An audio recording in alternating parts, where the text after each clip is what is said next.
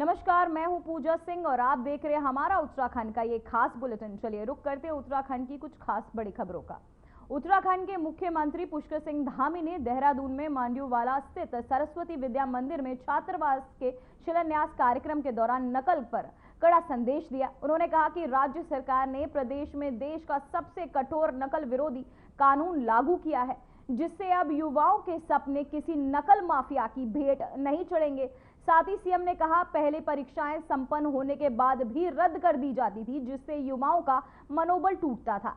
इस कानून के लागू होने के बाद प्रदेश में अब तक 23,000 से ज्यादा नियुक्तियां पूरी हो चुकी हैं।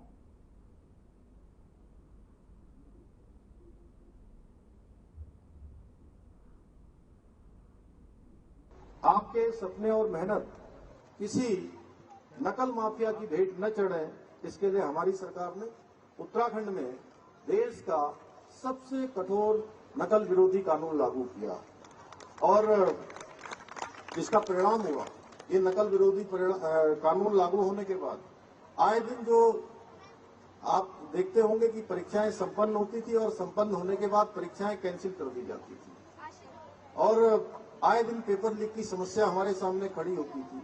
गरीब माता पिता के बेटे बेटियों का जो एक उनका आत्मबल था, आत्मविश्वास था, उनकी मेहनत, उनकी प्रतिभा और क्षमता के साथ लगातार अन्याय हो रहा था। भाइयों बहनों, इसके नकल विरोधी कानून लाने के बाद प्रदेश के अंदर 23,000 से ज्यादा नियुक्तियां अभी तक संपन्न हो चुकी हैं और एक भी नियुक्ति में कोई नकल का प्रकरण सामने नहीं आया है, एक भी मामला कोई न्यायालय में नहीं गया है।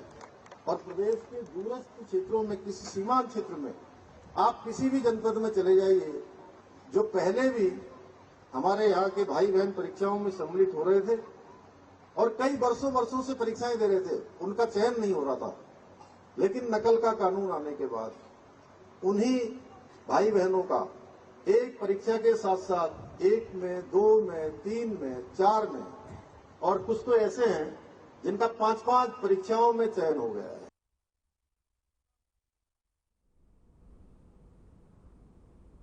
तो वहीं उत्तराखंड प्रदेश कांग्रेस कमेटी ने 16वें वित्त आयोग की राजनीतिक दलों के प्रतिनिधियों के साथ हुई बैठक में प्रदेश कांग्रेस ने राज्य की अर्थव्यवस्था के लिए कई सुझाव दिए।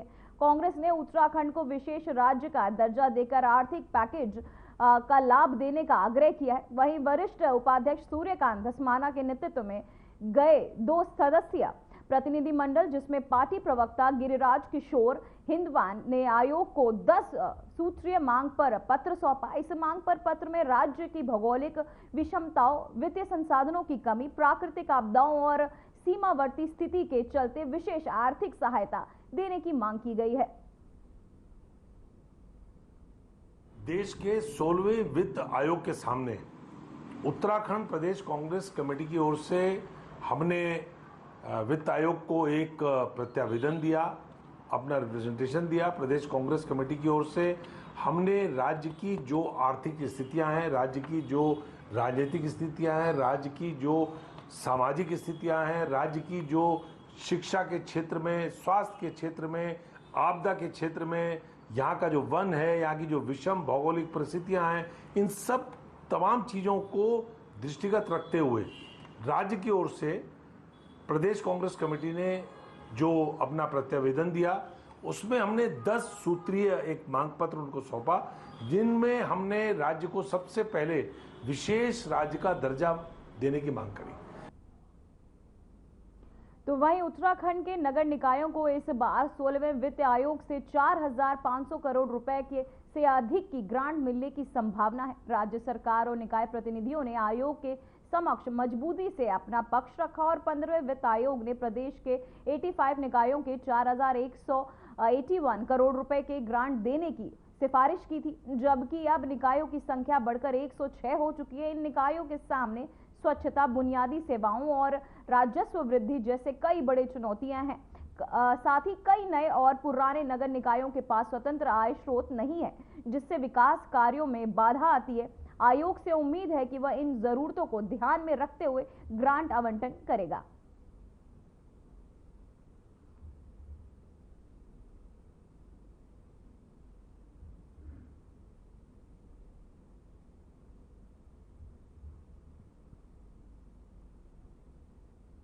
तो वहीं उत्तराखंड सीएम पुष्कर सिंह धामी ने महान वैज्ञानिक डॉक्टर एम.आर.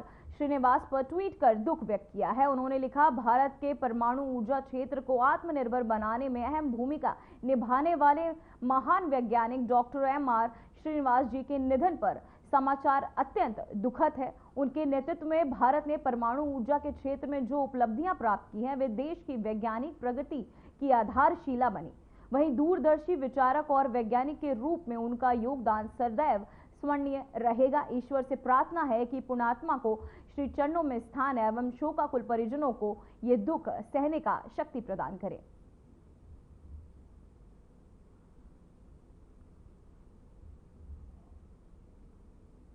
उत्तराखंड, जिसे देवभूमि कहा जाता है, पर्यटकों के लिए पारंपरिक शैली से निर्मित होम स्टे के विकल्प के साथ और भी आकर्षक हो गया। ये होम स्टे स्थानीय संस्कृति और परंपराओं को दर्शाता है, जो सभी आगंतुकों को एक अद्वितीय अनुभव प्रदान करते हैं। इन होम स्टे में ठहरने से न केवल आप स्थानीय जीवन शैली का अनुभव कर सकेंगे, बल्कि यहाँ के अद्भुत प्रकृति दृश्यों और शांति का भी आनंद ले पाएंगे। इन खूबसूरत होम स्टे में सभी सुविधाएं उपलब्ध हैं, जिससे आप आरामदायक और सुखद प्रवास का अनुभव कर सकते हैं। ये सभी पर्यटकों, तीर्थयात्रियों और प्रकृति प्रेमियों के लिए एक बेहतरीन ठिकाना है।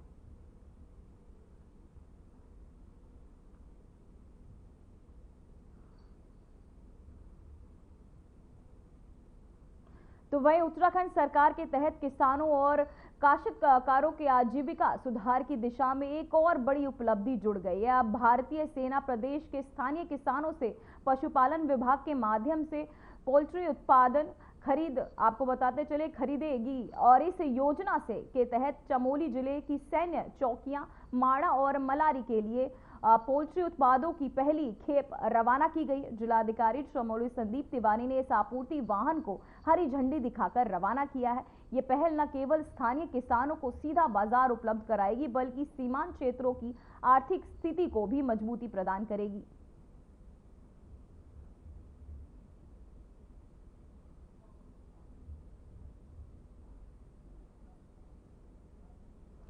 तो वहीं उत्तराखंड मदरसा शिक्षा परिषद के अध्यक्ष मुफ्ती शमून कासमी ने मंगलवार को दिल्ली में रक्षा मंत्री राजनाथ सिंह से मुलाकात की।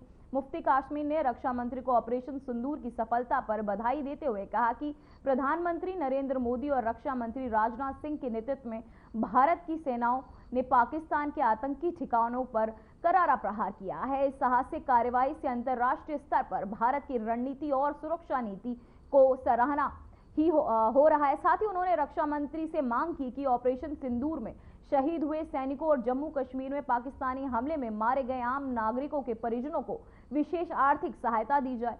मुफ्ती कासमी ने जानकारी दी कि उत्तराखंड मदरसा बोर्ड अपने नए पाठ्यक्रम में ऑपरेशन सिंदूर को शामिल करने पर विचार कर रहा है। इसके पीछे उद्देश्य ये है कि मदरसों में पढ़ने वाले छात्र भी देश की सैन्य उपलब्धियों और राष्ट्रीय सुरक्षा के प्रति जागरूक हो सके।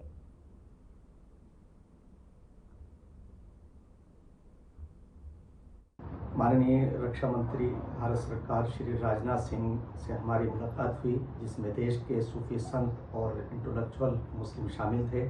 हमने वहां ऑपरेशन सिंदूर की सफलता पर देश को और देश की सरकार को और माननीय रक्षा मंत्री और माननीय प्रधानमंत्री श्री नरेंद्र मोदी जी को और मुबारकबाद दी और उनकी सफलताओं का पर उन्हें शुभकामनाएं पेश की। और हम अगला जो हमारा कदम है वो ये है कि हम उत्तराखंड राज्य के अंदर, जैसा कि हम बहुत सफल तरीके से हम अपने मदरसों को मुख्य धारा से मेन स्ट्रीम से जोड़ रहे हैं, जिसे 60 साल में कांग्रेस ने अपने कार्यकाल के अंदर मेन स्ट्रीम से दूर किया था।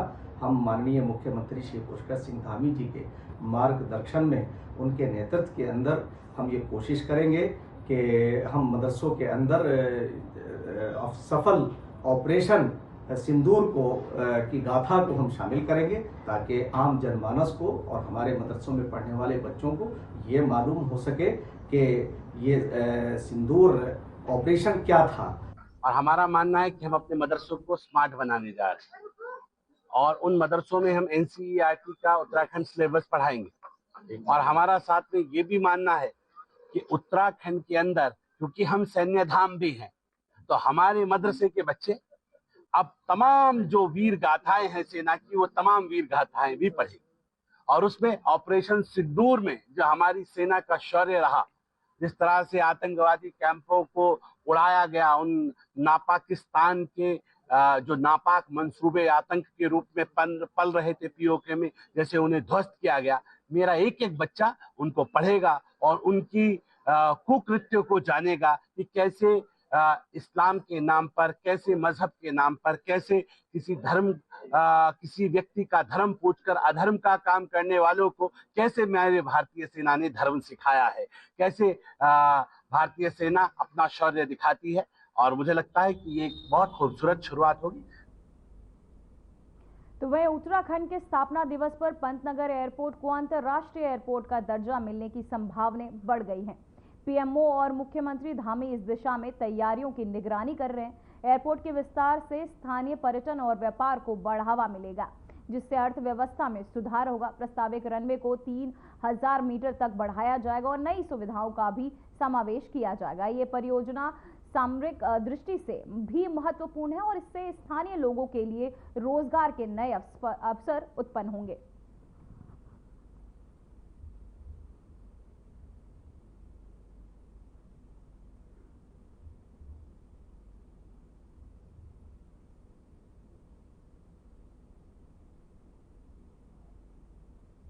तो वहीं अल्मोड़ा में एक नशे के खिलाफ चलाए जा रहे अभियान के तहत पुलिस ने 3 अलग अलग थाना क्षेत्रों में बड़ी कार्यवाही करते हुए भारी मात्रा में चरस, गांजा और अवैध अंग्रेजी शराब बरामद की है। इस दौरान 4 तस्करों को भी गिरफ्तार किया गया है, जबकि 2 कारें और 1 बाइक सीज की गई है। बरामद मादक पदार्थों की कुल कीमत करीब 17.43 लाख रुपए आंकी गई है।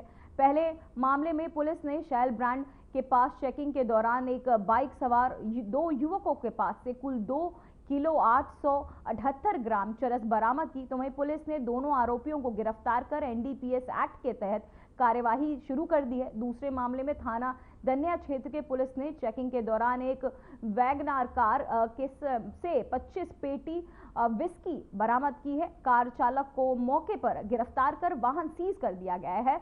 तीसरे मामले में थाना सल्ट पुलिस ने कटपतिया तिहारे के पास एक फोर्ड फिगो की एक कार। नशे के खिलाफ हमारा ये अभियान लगातार जारी है, जिसमें आज 3 बड़ी कार्रवाई आज जनपद पुलिस के द्वारा की गई है, जिसमें सबसे मुख्य रूप से मैं कहूँगा कि अल्मोड़ा थाना क्षेत्र में 2 किलो के पौने 3 किलो के आसपास चरस हमने पकड़े, जिसमें 2 अभियुक्तों को गिरफ्तार किया है। उसमें हमने ये भी उससे पूछताछ की वो जहाँ से ला रहा है और कहाँ ले जा रहा है उसके बारे में हमें जानकारी मिली है, उनके नाम वगैरह हमें जानकारी मिली, उसमें भी हम आगे लिंक स्टेब्लिश करके उसमें कार्रवाई करेंगे।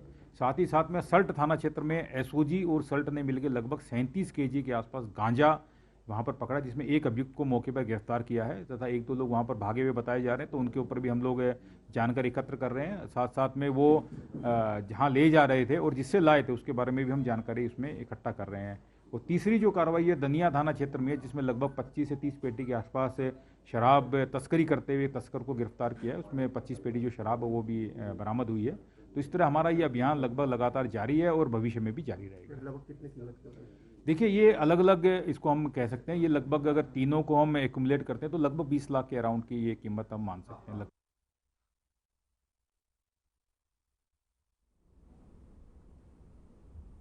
तो वहीं हरिद्वार के कनखल इलाके में 2 बदमाशों ने पीएनबी के एटीएम को गैस कटर से काटने की कोशिश की, लेकिन गश्त कर रही पुलिस ने सक्रियता में उनकी योजना को विफल कर दिया। जब पुलिस ने एटीएम के बाहर संदिग्ध कार और एक युवक को भागते देखा तो उन्होंने तुरंत जांच शुरू कर दी। तो वहीं एटीएम का शटर बंद था, लेकिन अंदर से आवाजें आ रही थी, जिसे सुनकर पुलिस ने शटर को लॉक कर दिया। बाद में जैसे ही शटर खोला गया 2 युवक गैस कटर के साथ मिले। गिरफ्तार आरोपियों की पहचान हरियाणा के कार्तिक राणा और धीरज के रूप में हुई है। तो वहीं जांच में पता चला कि दोनों नशे के आदी हैं और उन्होंने एटीएम लूटने का तरीका यूट्यूब से सीखा था। उनकी कार पर फर्जी नंबर प्लेट भी था। पुलिस मामले की गहन जांच कर रही है। 20 मई की रात्रि करीब 2:30 बजे के पास जो हमारी पुलिस की जो गश्त पार्टी है वो जगजीतपुर पीएनबी जो ब्रांच है उसके पास में जो उनका एटीएम है उसके पास से जब ये गुजर रही थी तो उनको वहाँ पर कुछ एटीएम में संदिग्ध कुछ लोग नज़र आए। पार्टी द्वारा तत्काल उसको कॉर्डन ऑफ करके अन्य पुलिस बल को बुलाया गया इस क्रम में उनको एटीएम को उसका शटर बंद करके उसे तब तक रोका गया। उसके बाद जब उनको पकड़ने की कोशिश की गई, उनके साथ उन्होंने पुलिस के साथ गुत्थम गुत्था भागने का प्रयास किया। तत्काल पुलिस ने प्रभावी कार्रवाई करते हुए 2 लोगों को इसमें पकड़ा है, जो एटीएम काटने की मशीन के साथ वहां घुसे थे और काफ़ी हद तक एटीएम काट लिया था। एटीएम में 25 लाख रुपए के आसपास उस समय पड़ा था, जो पुलिस की टीम की सतर्कता की वजह से बच गया है। और पुलिस की जो टीम है, पुलिस टीम द्वारा 2 लोगों को इसमें पकड़ा गया है और दोनों के खिलाफ अभियोग पंजीकृत करके आज न्यायिक अभिरक्षा में भेजा जाएगा। तो वहीं पिथौरागढ़ जिले में पहाड़ी दरकने से कैलाश मानसरोवर यात्रा मार्ग बंद हो गया है। वाहनों का संचालन ठप होने से सैकड़ों की संख्या में यात्री मार्ग में फंसे हुए हैं। आपदा प्रबंधन से मिली जानकारी के अनुसार कैलाश मानसरोवर यात्रा मार्ग पर एलागाड़ के और कुलागाड़ के बीच के सोमवार देर रात विशाल काय चट्टान खिसककर सड़क पर आ गिरी। इससे वाहनों का संचालन ठप हो गया। आदि कैलाश और ओम पर्वत के दर्शन को जा रहे और लौट रहे यात्री मार्ग में फंसे हुए हैं। धारचूला के एसडीएम मनजीत सिंह ने बताया कि मार्ग पर भारी चट्टान गिरी है, तो वहीं बोल्डर और मलबा हटाने का कार्य जारी है। शाम तक सड़क और वाहनों को सुचारू रूप से संचालित कर दिया जाएगा।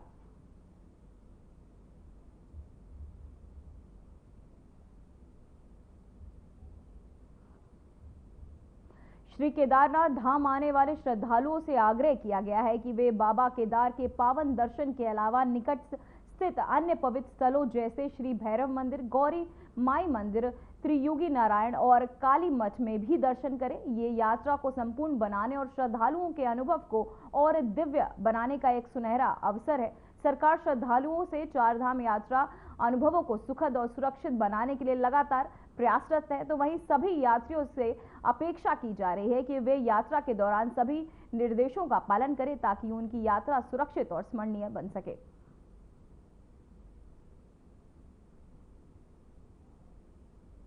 तो वहीं पुरोला विधानसभा क्षेत्र में मोरी ब्लॉक अंतर्गत फतेह पर्वत में धौला मुसाई पानी चट्टान मोटर मार्ग में डामरीकरण और सुदृढ़ीकरण कार्यों में अनियमितताओं की वही ग्रामीणों द्वारा लगातार शिकायतें मिलने पर विधायक दुर्गेश लाल के विभागीय अधिकारियों के साथ मौके पर स्थलीय निरीक्षण किया गया। निरीक्षण के दौरान विधायक ने निर्माण कार्य के उपयोग की जा रही घटिया सामग्री पर नाराजगी जताई और अधिकारियों को निर्देश दिए कि खराब सामग्री को तत्काल हटाकर उच्च गुणवत्ता के साथ कार्य को पूरा किया जाए।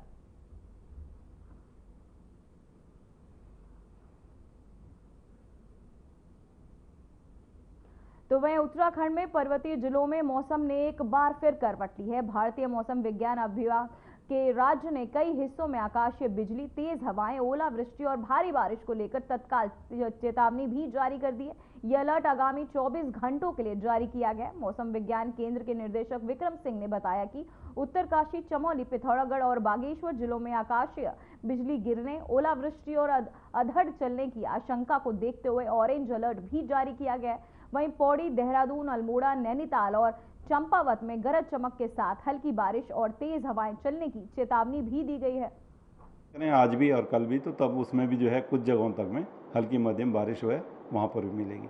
जब हम वार्निंग की बात करते हैं तो जो अंदर के डिस्ट्रिक्ट है तो उनमें ऑरेंज वार्निंग जो है आज और कल के लिए रखी गई है। तो उसमें देखिए जो वार्निंग मेनली है वो थंडरस्टॉर्म के लिए है, कोई ऐसा नहीं कि बहुत ज़्यादा। तो वहीं उत्तराखंड के चमोली में स्थित विश्व प्रसिद्ध फूलों की घाटी है। विश्व धरोहर फूलों की घाटी में बर्फ पिघलने के साथ ही रंग बिरंगे फूल खिलने शुरू हो गए, जिससे घाटी में रंगत आने लगी है। ये प्राकृतिक रूप से खूबसूरत फूल 1 जून से 31 अक्टूबर तक रहते हैं। ये फूल घाटी में 5 महीने के लिए खिलते हैं।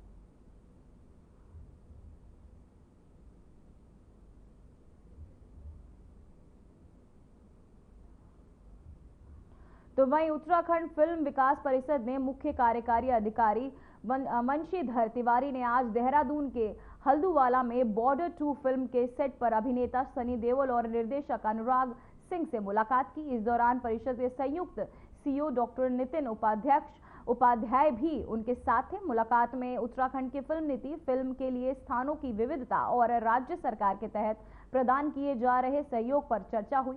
ये बातचीत उत्तराखंड में फिल्म निर्माण को बढ़ावा देने के लिए महत्वपूर्ण रही।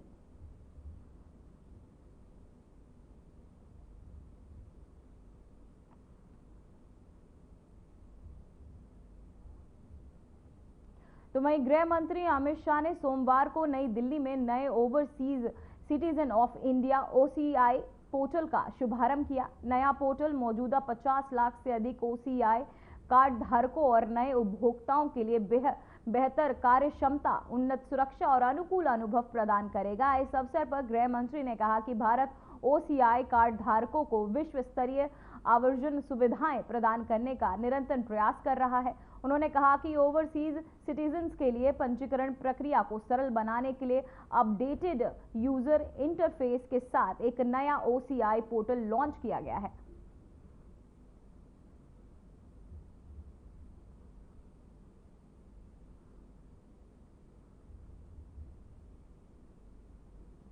नया OCI पोर्टल किया गया लॉन्च। उन्नत सुरक्षा, अनुकूल अनुभव प्रदान करेगा ये पोर्टल।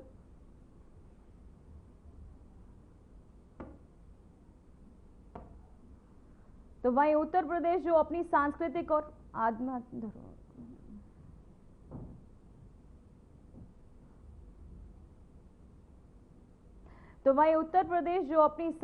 और आध्यात्मिक धरोहर के लिए जाना जाता है, अब धार्मिक पर्यटन को बढ़ावा देने के लिए नए कदम उठाने जा रहे हैं। योगी सरकार ने ऐतिहासिक और धार्मिक स्थलों को जोड़ने वाले रास्तों को सुधारने के लिए 4,560 करोड़ रुपए खर्च करने का फैसला लिया। इस योजना का मकसद श्रद्धालुओं के लिए यात्रा को आसान और सुरक्षित बनाना है, ताकि उत्तर प्रदेश को दुनिया के धार्मिक पर्यटन मानचित्र पर मजबूत किया जा सके।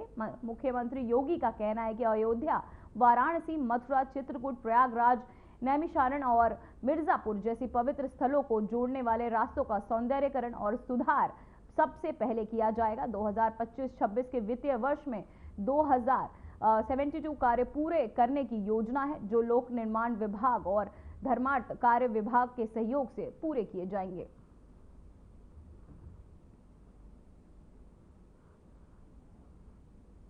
फिलहाल खबरों में बस इतना ही। देश और दुनिया की तमाम खबरें देखने के लिए बने रहिए हमारे साथ। नमस्कार।